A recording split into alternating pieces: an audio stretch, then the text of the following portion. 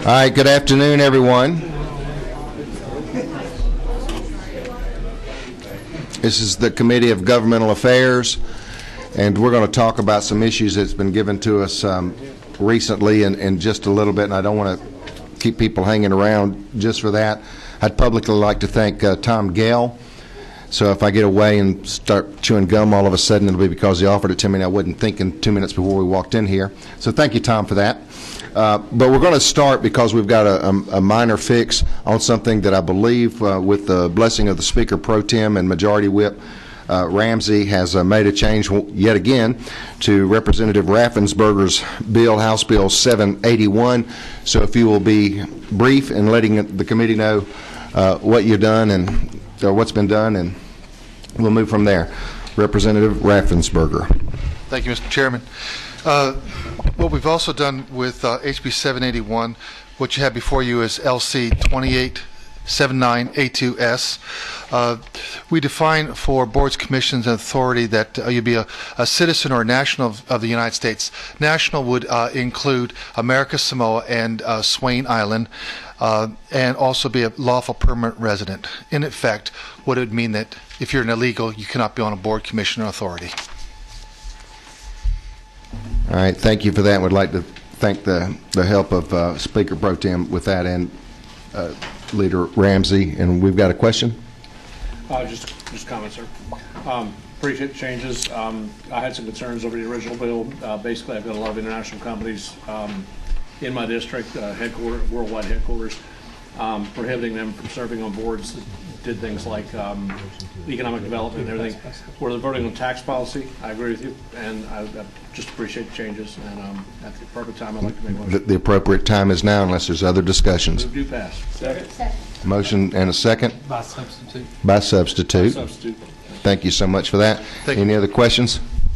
All those in favor will signify by saying aye. Aye. Those opposed?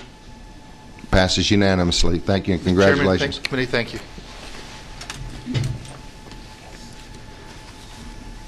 Next, we're going to take up House Bill 1031 by Representative Teasley.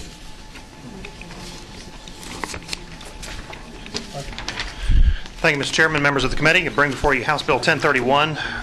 The substance of the bill is on lines 33 through 37, which basically brings your first place finishers in an election into parity with your second and third place finishers as it relates to recounts. So over the last couple of years, we've had elections where a first place finisher has failed to avoid a runoff by a handful of votes.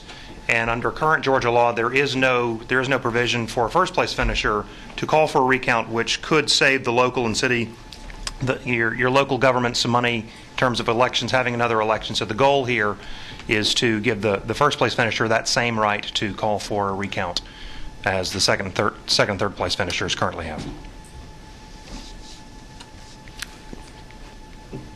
Questions from members of the committee? Let me rephrase. If you come within 1%, automatic recount comes in, but if someone were to get into a runoff, the person doesn't have the right to ask for that 1% that everybody else has, and this would allow them to have fairness across the board. Correct. Correct. Representative Taylor. Thank you, Mr. Chairman.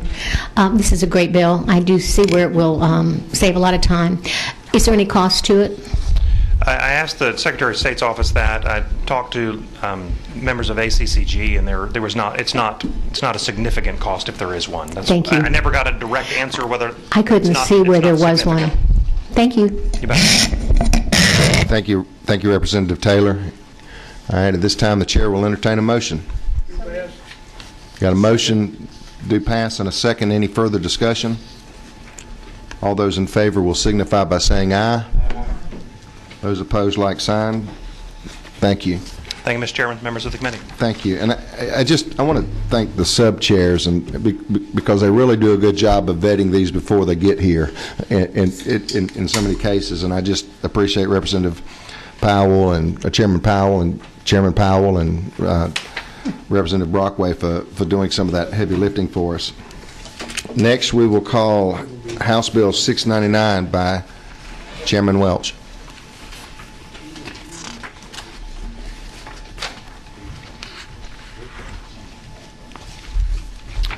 Good afternoon. The bill before you in two sections does essentially two things. First section is it sets forth the term of office for local government officials, and by doing so, and by setting the term of office, it's resetting it to eliminate the lame duck period between November's election and the end of the year. Oftentimes people are sworn in, not all cities, a couple of cities do swear in immediately after the election, but most cities and counties swear in January.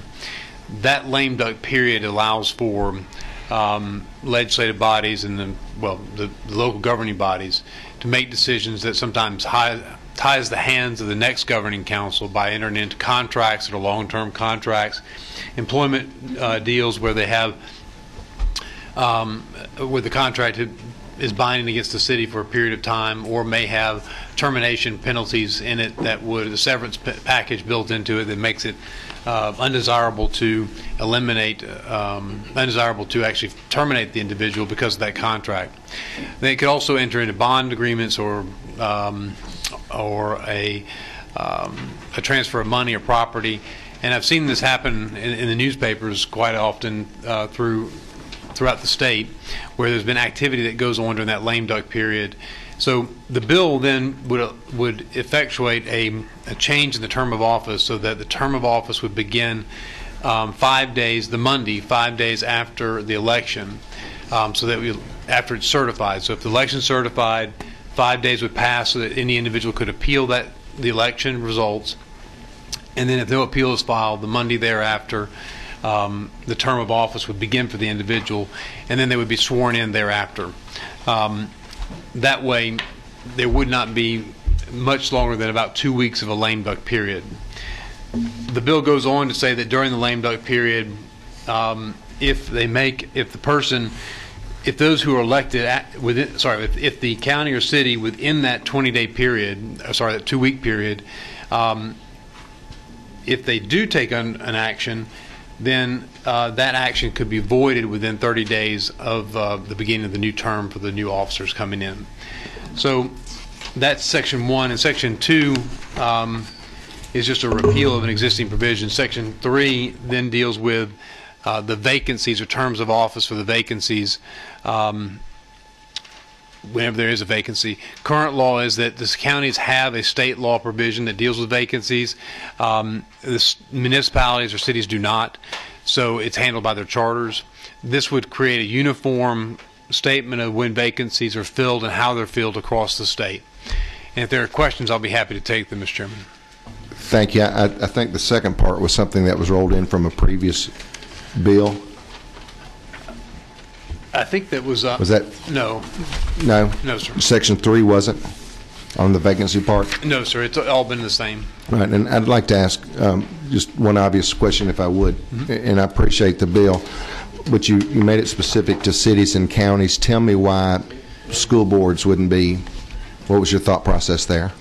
Well, at this time, the evidence, if you will, that I had of egregious activity going on with the lame duck period all dealt with county governance or cities. And so the focus was on those entities at this time.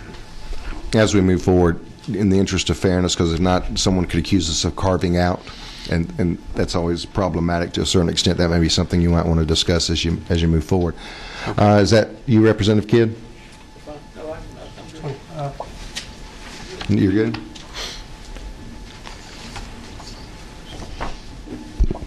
Representative Price. I'm sorry, this was not the one that I had read, so this is very new to me. Oh, that's you, okay. So does this replace the city charter? Only if the city charter had a provision for dealing with vacancies, or when they specified when a term of office would begin. So it would modify a city charter to that limited extent. And does this have anything to do with any current issues or cities that are having problems? You gonna make them call them out in public? Yeah, I mean, I've got all of these are separate incidences from different cities or counties where individuals and the governing authorities have attempted to use the lame duck, either have used it or attempted to use the lame duck period to do what I was talking about earlier. May I just ask if Roswell is among them? Would you be kind enough to share I'll that share that information later. with any member that may want to see it? Yes, I will, absolutely. I just want to state for the record, I have not had any communication with you regarding my city to lead to this. That is correct. Yes, Representative. Nice play. Representative Fleming. Thank you, Mr. Chairman. And Chairman Welch, you and I have discussed this in detail, and I've told you about some of my concerns. Yes, sir. Let me ask the first question over on page 3 of the bill. If I read this correctly, the probate judge is going to serve in some capacity on a municipal body or a county body as a member of the county commission or city council? What line? Do you have a line on that? Well, line 82. Let me get to that line with you. Yes, if for some reason there arises where there is no municipal, there is no one holding that position, and it is the governing authority position. So then yes, the probate court would serve as that function for some reason. And I'm trying to understand when this occurs. Anytime somebody resigns? This is actually current law. Really? It is current law as it pertains to counties. So I just instead of chopping up the current law, we just restated it again. But that. So it's underlined because it's not new, or is that drafting? It was drafting that caused it to be underlined anew, and it's also, I think what I had done was we changed the, I think we changed the paragraph sections as well. But under current law, the judge of the probate court, and we also added, of course, municipal governing authorities to this. And let me check here. But the rest of it, I believe, is all the same. So what does Section 3 do? I was focusing on the probate judge part. I may have missed the main purpose. Well, Section 3 is in large part current law. What current law says is that in this case of counties where the enabling statute does not already tell you how to fill a vacancy, okay, this is what applies. The statute does. What I did was I took that original statute and I said, okay, let's not make it if the charter or the local governing statute enabling act says anything about vacancies. Let's make it uniform across the board. And what I've seen is that for example, I have it's not in my district, but there's a city nearby that has a appointment process, so that the city council, upon the resignation of any member of city council, the council appoints who they want. And that became problematic when the mayor in that particular city stepped down, and they just wanted to appoint one person within and then take someone that had lost their election and pull that person in and start shifting in and filling seats. So this would say that, so what this position says is that if you're 6 months out from the election, then an appointment can be made by the chief judge of the Superior Court. If you're beyond that time, then you have to hold a special election. So is this going to supersede all the appointment processes for cities across the state that are already in charters?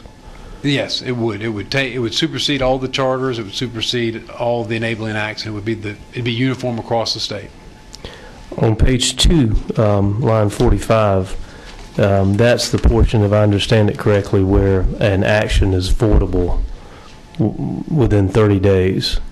So if the first part of the bill succeeds, someone's only in office 5 days, or maybe 10, depending on when the election was certified, before they take office, right? Thereabouts, yes, sir. And if they take action within that 10 or so days, it's voidable. Yes, sir. Under law. Now, how would that work in a... I'm sorry? Yeah, under this bill, not under current law. Okay. How would that work in a rezoning situation? For example, you had the planning and zoning put forth, an approval, and the city council or the county commission approved it. How would that be undone once you grant the zoning? Well, I think that if this becomes law, then the reasonable reading of this is that any decision made during that time is a contingency. On notice. They're on notice. It's a contingency. It is subject to this this invalidation within 30 days. And think So that about- would solve the detrimental reliance problem, I think- whether it be a contract or zoning or bonding or whatever? and I think it would vest, no different than the appeal itself. You know, a decision of a zoning decision, you have a 30-day appeal period. That Right. It doesn't vest until that 30 days expires anyway. Taking it up to the Superior Court, for Exactly. example? Exactly. Yes, Okay. sir. Then on the first part of the bill, I was, there is, I guess, the GMA, ACCG, and actually even the General Assembly. We have new member training. We call it the biennial.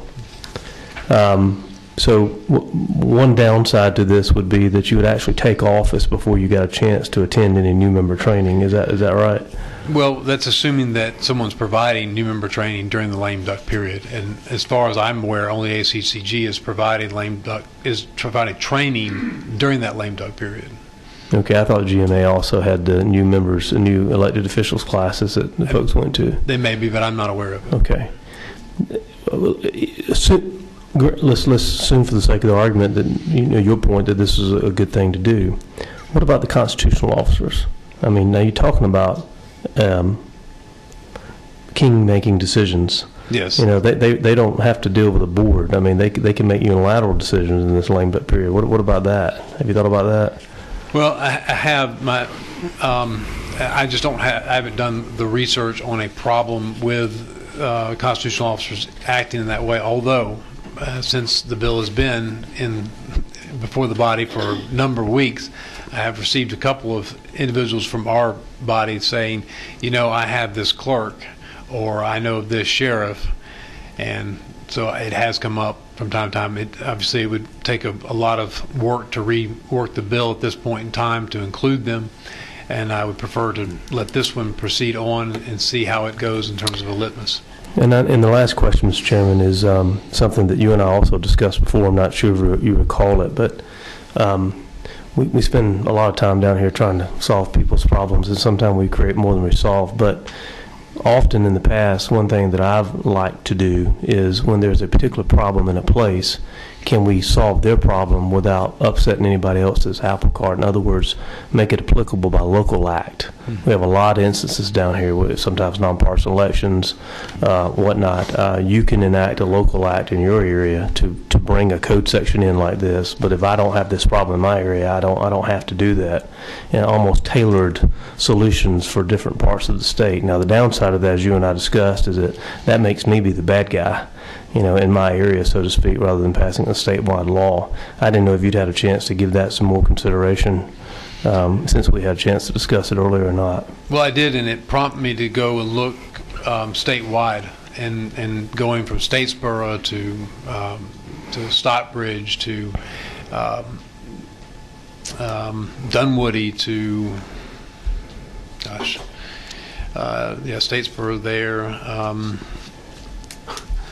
These are Fort Oglethorpe. All right. Point is that I thought about it, but I thought that what we're seeing is the bottom line of this bill is twofold. One is that when the electorate votes and they decide to choose a new person to occupy that office, they are also choosing essentially to remove the person that was there. And so the electorate has voted, the democratic process has occurred, and now a representative has been chosen. In my mind, there's no detriment to effectuating as soon as possible and as soon as practical that democratic process and that elected result. Number two is I don't want is that we often see when someone loses an election, harboring ill will or in need of trying to work out something for their friends, they start to undergo activities which are detrimental to the future council and the future elected body to undo if they need to, and it results in lawsuits, it results in a waste of taxpayers' money, and arguably it results in some graft and some boondoggles that we've seen in the newspapers. Those are the things that I'm trying to avoid, and I think by uniform legislation, we don't have to hit and pick across the board, and it doesn't make any one of the individuals, this member of this General Assembly, have to be the bad guy in that sense. The last question, Mr. Chairman, simply because of what you brought up. Just like here, when most of our colleagues' seats turn over, they don't turn over because they got beat.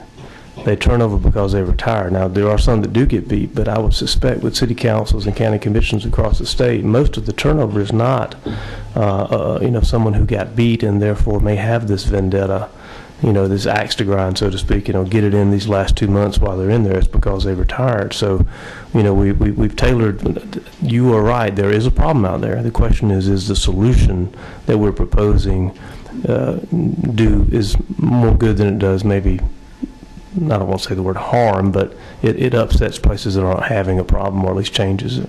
But I understand your effort, and I appreciate it. Thank you. Yes, sir. Thank you. Chairman Powell, is that you? Yes, sir. Thank you, Mr. Chairman. You and I have also talked about this briefly, I think, in the earlier iteration of this bill. Yes, sir. And my question is, as far as the avoidable nature of this, suppose that the action is finalized during that period between the election and the new council or new commission taking office, but it involves a contract that existed prior to the election, say for instance to purchase some property for a landfill or a spray field or a new public safety complex, and it has to close by a certain date, and if it doesn't, then the contract is void, the binder is forfeited. If I conditionally close that, I don't think that from the seller's standpoint that they are legally bound to convey title, and if it doesn't close completely by the due date, then that could cause a problem. The same thing if a community were getting ready to do a new construction project, and they'd already had the engineering or the architectural plans drawn, acquired the property, had put it out for bid, and then the bid documents say that this bid to be valid must be accepted within 30 days or 60 days, and that period falls also within there. Then do we have to start the process all over again because that's avoidable acceptance of the bid, which in my opinion from the bidder's standpoint would be outside the time frame of what you're talking about. But I'm just thinking about possible things other than conduct that what you're trying to capture, which is somebody in a bad temper decides to, I'm going to show everybody, I'm going to sell everything for $1 or whatever it may be. But there are some legitimate concerns that have to be taken care of maybe during this window that would be damaged by this 30-day voidability provision. Mr. Chairman, it's a good point, and it's a valid point. I do think that could happen. I also think that that prudent planning, the law will be on the books, and I think that prudent planning going forward in this next election cycle people would take that into account before engaging in a contract that has that termination date within that 2-week period. It's a fixed period. We'll know when it is every single year. No different than we know when the lame duck period is now. So I think there's a practical solution to that in how we operate cities. In addition to that, I have talked with GMA, and we have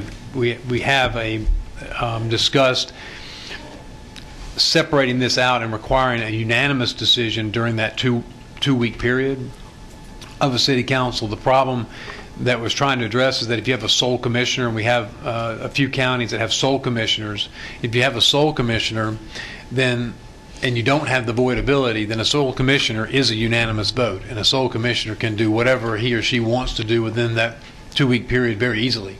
Call one meeting, put up the notices, and bam, all kinds of things have happened. So the voidability works with respect to a sole commissioner, and it works across the board. There is a slight practical issue there, but you have to plan around it. But I have talked with GMA about adding an exception that the voidability would apply just to a sole commissioner. A unanimous vote would be required alternatively, and then that would allow things to proceed. But I didn't want to bring that to you today. I thought we should try to move on if we could with the bill. Representative Oliver, is that you? Yes, sir. I'm looking at Section 3 and trying to compare the provisions of the timing of the election to at least two other statutes that I'm vaguely familiar with, and I wish I could have more precise information about those two other statutes. But one relates to the vacating of an office by virtue of the three-person commission the governor appoints after there is an indictment. And there's elections called for under some formula, and I don't know whether it's consistent or inconsistent with this. And secondly, we passed a statute in DeKalb County, and I could have been local only, but I don't remember precisely, about the vacating of a specific county commission position and an election that never happened. It was all, the statute wasn't capable of being implemented based on politics of the... But in general, special elections have been changed to happen quarterly and not within the 30 to 60-day period. So could you comment, please, on the variety of election timings that you're suggesting or reviewing with these other statutes? Yes. Well, I can't speak to all the variations because we're utilizing the existing code on that references Chapter 2 and Title 21, and we're also speaking of just the your special election. Now, obviously, if it's outside of that window of the 180 days, then outside of that 180-day mark, then a special election is called. It would be held within that next quarter, and obviously, being 6 months, there's two quarters within that.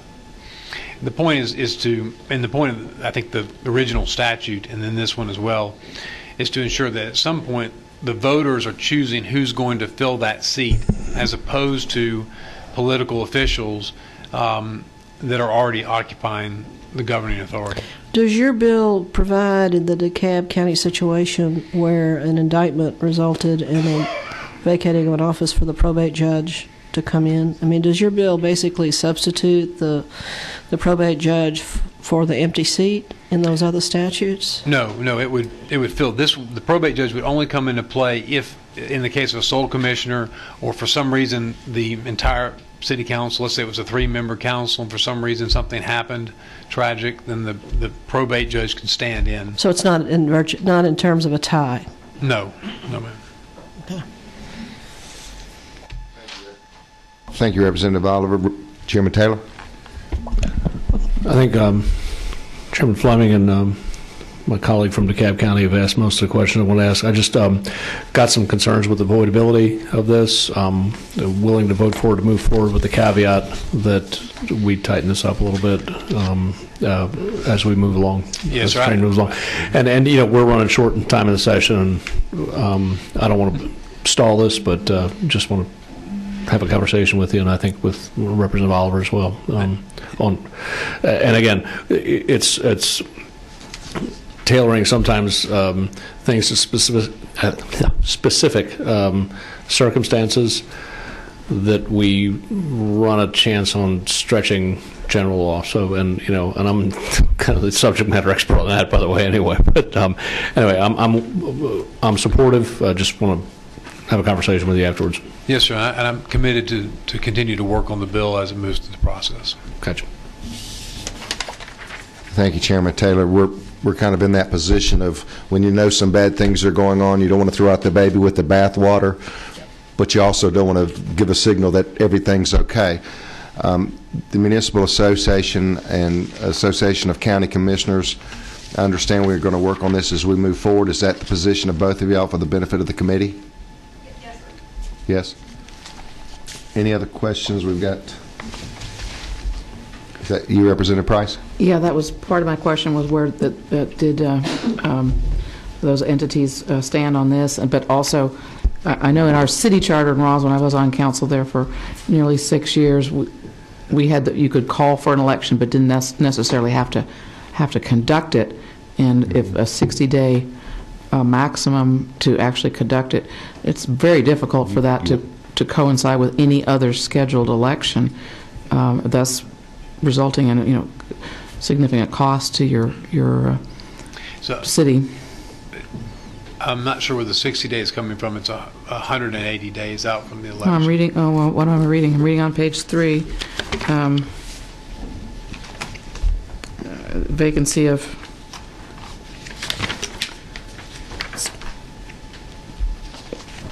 it says the must fill the vacancy not less than 30 and no more than 60 days. I'm just saying that's on. What line is that? I'm sorry, 63 through 65. That's right. When the vacancy occurs, and when the vacancy occurs and it exceeds 180 days, so we're 180 days out from the election. When that vacancy occurs, then the probate judge has a time frame to get it started, to get it done. No, it's not to get it started. It's to fill the vacancy. So that means completion in my mind. Or am I incorrect? Well, it says that it's the duty of the probate judge of the county to call a special election to elect a successor and fill the vacancy not less than 30 days, not more than 60 days. So it has to fill it in that window. So I guess we'll have to go back and check with Representative Oliver on the quarterly. Right. That's just way too quick. That's current law. I haven't added those things. That's exactly what the current law requires. What's underlined, or is we revised this, and if you'd like to ask your counsel, Jeff can speak to how we've revised all this, but we try to take the current law and just redo it here. And once again, since it doesn't specify charter notwithstanding, does this supersede now any city charter? It will. If it's adopted, it supersedes charters. Okay. Chairman Powell, did you have anything else? I'm sorry, Representative Fleming. Thank you, Mr. Chairman. One clarification, Chairman Welch. I think you said agreed with me on this, but did we agree that the time that this problem we're talking about is most likely to result is when an incumbent loses an election, not when somebody retires? Is that a fair statement? Unless the person that retires is the individual that has been blocking a specific kind of vote that would occur, and the retirement and the successor may also be in line with that individual who retires. I just tended to offer an amendment based upon that assumption. I wanted to give you a chance to speak to it before I did. I think that we're just we're kind of guessing at what the intentions and motives of the individuals are, and I'm not trying to do that. I'm trying to just put people in office after they've been elected. Thank you. All right, any other questions from members of the committee? At this time, the chair will entertain a motion then. Move to pass. We got, by substitute, we got a motion to do pass. Second. We got a second. Any further discussion? On the understanding they're going to continue to work on it. Representative Fleming. Mr. Chairman, I'd like to offer an amendment. It'll be the same an amendment in 3 separate places in the bill, but the first place will be on line 16, which now reads, notwithstanding any other provision of the law to the contrary, beginning with persons elected on or after an effective date of the subsection. After the word elected on line 16, I would offer to add the words, when an incumbent loses an election. After the word elected on line 16, you would add when an incumbent loses an election. You sure? That's what I showed you. Talking about the term of office. Doesn't have anything to do with the bill. Do what? It's just talking about the term of office. It's not doing it. Here's one of those great, unique rules of order going on right here. Yeah, there's 3 spots to offer that amendment. This is the first one. I got one for line 46 too. Will those be the same words on line 46? Same words on line 46 after the word election, and then the same words on line 32 after elected. 46 and 42? 46 and 32. 32. After the word elected on line 32, you add when an incumbent loses an election, and on line 46, after the word election, you add the words when an incumbent loses an election. All right, we're going to let the author of the bill digest that a little bit. What were the other 2 lines? I'm sorry. The first one is on line 16 after the word elected. The second one is on line 32 after the word elected. And the third one is on line 46 after the word election.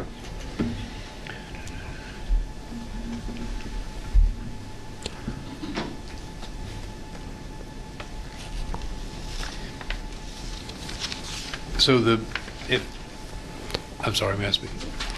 Okay. I'd like to hear from the author of the bill on the proposed amendment. If I understand this, then we're going to create staggered terms, unusual terms throughout, because then this would only apply then in the time of an incumbency. When an incumbent was beaten, and then you're going to have that one individual that's newly elected is going to start his or her term of office the Monday following certification. Just like they have staggered terms now. Most of them are on staggered terms, 2 years apart. Well, this would be staggered terms by months. But you get off the board, the one person that got beaten may have an axe to grind. You would, but you wouldn't address the other issue I suggested. Where an individual retired, but the individual may have been the person holding up a decision, and then when that occurs, the new person may or may not follow along with it. I agree with you. That's part of the compromise. Is it the author's opinion that you do not consider the amendments friendly? I consider my colleague, Representative Fleming, very friendly, very good and outstanding member of our House. And he is. I hear a no coming, Mr. Chairman. Yeah. He's truly been a friend to me. But yes, I would say I would not consider it. Any other discussion on the Fleming proposed amendment? Chairman Powell. I would, I think, echo what Chairman Welch has said. The problem I see if we are trying to deal with a bad actor in the 5 or 10 day period, then I think that his amendment will deal with it adequately if we just deal with the voidability section. But I agree with Chairman Welch that if we make it across the board, then if we've got 3 new members of the commission or 3 new members of a council and 2 of them replace incumbents and 1 of them doesn't, then they aren't all sworn in at the same time. You've got some of them that would be sworn in 5 days after the election and the rest of them would be sworn in 2 months later. And I think if we're trying to achieve uniformity, which I think what Chairman Welch is trying to do, that I don't think that we achieve that here. We sort of breed some confusion. Thank you for your opinion, and I'm going to ask Representative Fleming if he would like to work on this as we move forward, or as the bill moves forward, or if he'd like for me to call for a second to the amendment. Well, I think Chairman Powell wants to second it in one spot, just not in 2 others, correct? Maybe we could vote on them separately and vote on the one he likes first. But I will tell you, Mr. Chairman, I detrimentally relied on the fact that I passed this to him and he said he liked it before I offered it, but that's okay. He's allowed to change his mind. I think we currently are in the posture where we have a motion on amendment on 3 lines. Yes, sir. And what I would... Which puts me in an all or nothing posture, does it not? Well, actually, I only was going to offer it on line 16 to start with. So you withdraw the previous amendment? That's correct, and I'll remake it if the chair allows me to line 46, which is what Mr. Powell liked. You're not recognized for that purpose. Okay. No. All right, the last amendment was closed out. We failed for lack of a second, so posture. Any other amendments? Yes, sir. Representative Fleming. On line 46, after the word election, add when an incumbent loses an election. Second. Got a second. All right, I'm going to ask the author of the bill, as this procedure, line 46. That's fine. Is that a friendly amendment? Yes, it is. Any further discussion on the amendment? All right. Got an amendment on the table. All in favor of the amendment, say aye. Aye. Those opposed, like sign. All right. Now the chair will entertain a motion. We've got a motion, a second, do pass as substitute as amended. Is that the right way? There we go. All right. All in favor signify by saying aye. Aye. Further discussion? Any noes? Got a no. Thank you. Bill passes. Thank you. Thank you, members of the committee. Chair's going to take a quick point here just to talk about some things that's been going on with the committee, and then we're going to move forward with some items that will not be voted on, but out of a courtesy to colleagues, a discussion and a hearing as per their request. But I want to say we've done some work in some subcommittees as it relates to potential cities and people's right to self-determination. We've always tried to be consistent with the process. Some emails have come to my attention, and some of you may have seen as well, and it really bothers me when we have people within the community. I'm saying this for the record, that when people in the community put out information against House members or senators or elected officials that are blatantly false and blatantly misleading, it's not the way that you work on the best interest of trying to get the issue resolved. And that's been kind of problematic for me, and I wanted the committee to know that I'm going to look at some of those individuals who I haven't met, some I have, and call them in and say, let's do this the right way. But one of my favorite sayings is, you don't have to date my sister, but you ain't got to call her ugly. And so, and I think we got some sisters and some colleagues of ours that have unfairly been called ugly, and I just that just is always problematic with me. So on that cheery note, Chairman Wendell Willard, I think, wants to talk to the committee a little bit. You want to talk about the chairman being ugly? I want to thank you for defending. Now, Chairman Willard is also affectionately known at times as the human rain delay, and so come on, that's funny. That's right. We've had a previous. I like that little Abner guy with the cloud over his head. We've had a previous discussion, so Chairman Willard, if you'd be kind enough to let us know your thoughts on a little bill we got. The little bill is House Bill 1055 that has been assigned to this committee. It is a bill that is to look into actually sunsetting the what we call certificate of need provisions we have under Georgia law. And I brought this because I've had an interest in some time in this area. I feel like for a long time the area of need in Georgia has expired as far as the use of what we call certificate of need. If you're not familiar with it, it was a program set up starting back in the 70s that was really instituted by the federal government to have all states set up a program called certificate of need, which was to maintain that anything that's done as far as expansion of a hospital, they're coming about a form of competition to a hospital like an ambulatory service facility, or even buying a large piece of, say, a magnetic imaging equipment. All this had to be done through acquiring a right through a office of the state. And I say it's expired because technology and everything has changed since the 70s. And there's been really one of these things, I believe the ones who benefit from certificate of need hold on to it because they're more or less afraid of the unknown. Most states have either done away with it or substantially altered certificate of need. Georgia has done very little in that area. What is your realistic ask of the committee at this point? I would like to suggest, as a beginning point, we've started a dialogue, Mr. Chairman, that this bill was filed rather late. You can tell by the number, 1055. But I do want to have a dialogue underway so that we can begin looking at that. And you and I talked about the possibility of you as chairman, as we all have the power to do, to set up a committee to begin reviewing this and looking into it. Thank you. Thank you, Mr. Chairman. I mean that. As a lot of people have been wondering in the last couple of days in the hall, they've been doing a lot of fishing. What are we going to do? What are we going to do? It was given to us late. This is a big policy decision. We need to get it right. I guess I'm thankful for the speaker for saying, can we handle this? Because I know the answer is yes.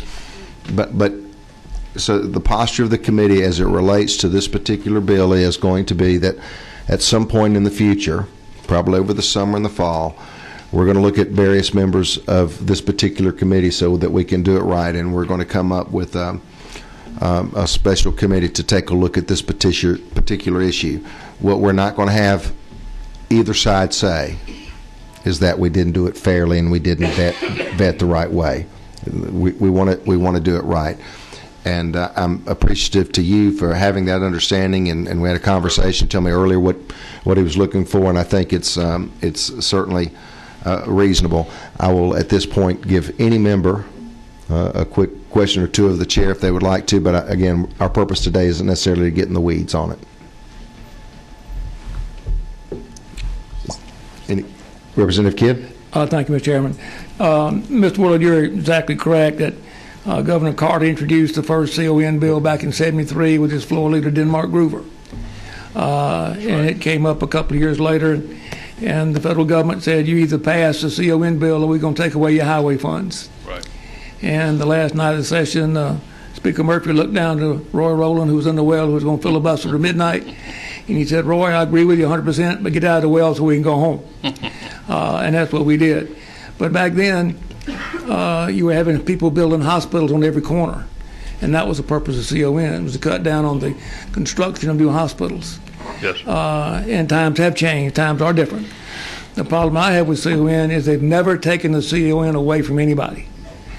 They grant somebody a CON under the pretense that they're going to do 1,000 open heart procedures, and they might do them for a couple of years. And the reports say if you do less than 1,000 a year, you can't do them safely. Then it falls down to 500, and they've never taken the CON away. And thank you for the weeds. And but I agree it needs to be looked at very carefully. Thank you, Mr. Chairman. And I didn't really mean to cut you off too much, but I am, because we've got 10 more minutes in this room and some other... One closing comment. Yes, sir, please. The big thing about it is I just don't see the state being in the position of determining winners and losers in granting franchises. That's not a governmental business. Thank you, Chairman Willard. Thank you, members of the committee, on that. And finally, for a hearing only, and the chairman has agreed to that. This is a passion of his, something that I know the entire state takes seriously, and that's House Bill 1077 with Representative Allen Peake. And Mr. Peake, you know we've been balancing calendars today, you and I, so I appreciate your communication with me. And unfortunately, I think we do have a 3 o'clock deadline. So. This will be quick. Thank you, Mr. Chairman. You know, I've been here 10 years. It's the first time I've ever been in front of the Governmental Affairs Committee. So feels good, doesn't it? Glad to be. It does, actually. I wasn't sure if you were referring to me as the ugly sister a little while ago. I probably could fit that category. So, Mr. Chairman, members of the committee, as many of you know, we introduced HB 722, which was a medical cannabis cultivation bill. It has passed out of judiciary non-civil today, but did not include the key part of that bill, which is the cultivation of medical cannabis and establishing the regulatory structure to do that here in our state. And so in the last couple of days, we've dropped this bill and introduced this bill, which would be a non-binding referendum put on the ballot in November, which would basically ask the citizens of our state the exact question of should the state of Georgia establish a strict regulatory structure for the limited licensure of growing, processing, and dispensing medical cannabis oil in Georgia to citizens with severe illnesses and that are properly registered with the state. And so that's very simply what we're asking. We want to get a pulse of whether polls indicate that this is an issue that citizens want us to deal with, and but we wanted to ask the voters directly, and so that's the purpose of this bill. Representative Price.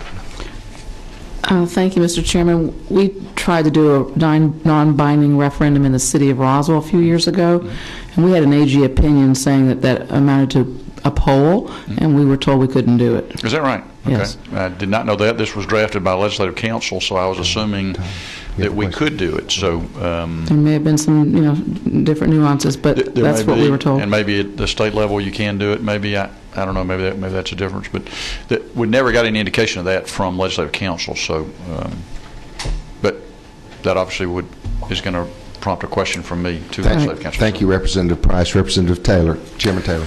Real quick question, and it's just because of ignorance on my part. Quality control, if you cultivate it, it's a newly introduced process. It's not done in a lab. The quality control, would you be able to measure? I mean, I guess the question is, would you be able to measure the content and all that to administer dosages that were within a certain range? Yes, we would. In fact, that would be required in any enabling legislation if this were to pass, because the idea is to have a strict, safe, lab-tested product available to our citizens, so all that would be part of any enabling legislation we introduce. Yes, sir. Thank you, Chairman Taylor. Representative Fleming. Thank you, Mr. Chairman. Representative Peake, this non-binding referendum, does it go to the governor for a signature? It does not, no, sir. What effect do you think this will have on the turnout in November? I would think it would probably increase turnout, because I think most folks would have an interest in addressing this issue. Thank you.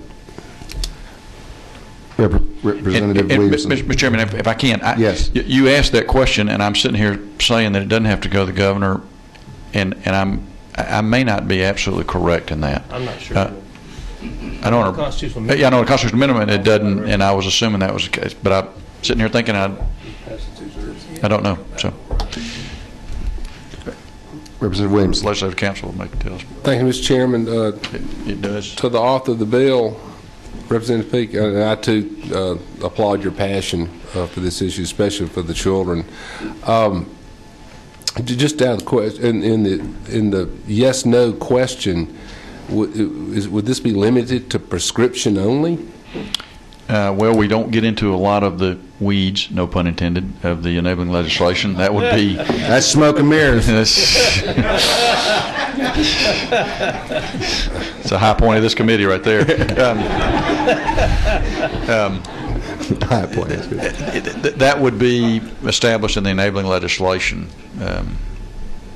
that would be enacted once, if there was a will of the legislature.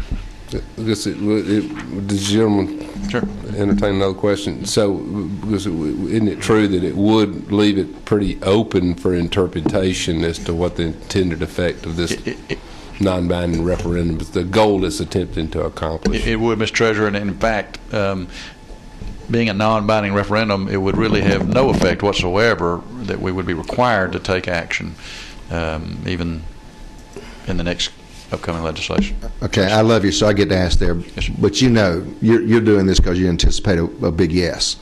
And would that not put pressure on us? I would anticipate that it would, but you thought about that. And I would anticipate that there's probably a lot of us that are going to feel pressure this next year until we come back from citizens who are going to say, hey, why haven't you addressed this issue? So, but yes. Thank you. Representative Oliver, did you have a question? I can't remember when we've last had a non-binding referendum on the ballot statewide in the last 10 years. Have we had one? I'm not sure I remember one either during my time in the legislature, but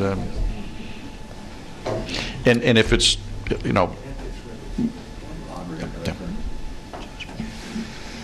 apparently Josh McCoon's ethic bill was on, but I would think that was maybe on the referendum for the primary. Primary, yeah. Each primary is put on the ballot by the primary, by the parties, not by the General Assembly. And I know there has been some discussion to actually put this language on the primary ballots as well, too. Need no legislation there. You don't know. That's done by the parties, so yes, ma'am. Representative 19. Me. Representative Taylor. Thank you, Mr. Chairman. Author of the bill, thank you. We have discussed the bill, and I have some concerns with it. Hasn't there been any investigation to try to have this go through a normal process of becoming a pharmaceutical? Why can't a pharmaceutical obtain this oil in another state where it is legal to grow it? And why can't it be dispensed through a pharmacy as other medications are? Well, it is a Schedule I narcotic now, considered to have no medicinal value whatsoever. That's why they said it, and that's why it's not being done? That has limited the research, yes, ma'am, at this point, and limits because it's Schedule I narcotic, it can't be transported across state lines according to federal law, and so as long as it's at that level of Schedule I, there's significant limitations of what can be done with the product.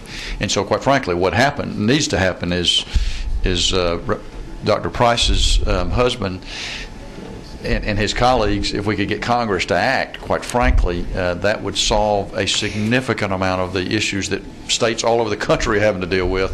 Right. And so, Representative Price, if you'll just maybe tell Congressman Price. And that's how we're going to wrap this up in a bow. Representative Peake, that's how I'm going to wrap this up in a bow. If we say we acknowledge that it may put pressure for us to act, proportionally, what are you doing to put pressure on Washington? And what is the people that, because of, I mean, that's fair. This is a federal issue to a lot of people in terms of state lines. Right. Talk about that a little bit. Okay, well, the ultimate solution is for Congress to act. Right. In the meantime, so since they won't do their job, it becomes a states' rights issue that we at the state would respond to what our citizens want us to do. And so, well, what am I doing at the congressional level? There has been legislation that's been introduced in Congress that would address this particular issue. We have had, I think, 4 or 5 of our representatives sign on to that legislation. Senator Isaacson has signed on to that legislation as well, too. And so we are trying to do our best to put some pressure at the congressional level as well. Thank you, Representative Peake, and thank you for your passion. Members of the committee, we've got kind of people looking at us and did a great job today. Thank you so much for your support. We're adjourned.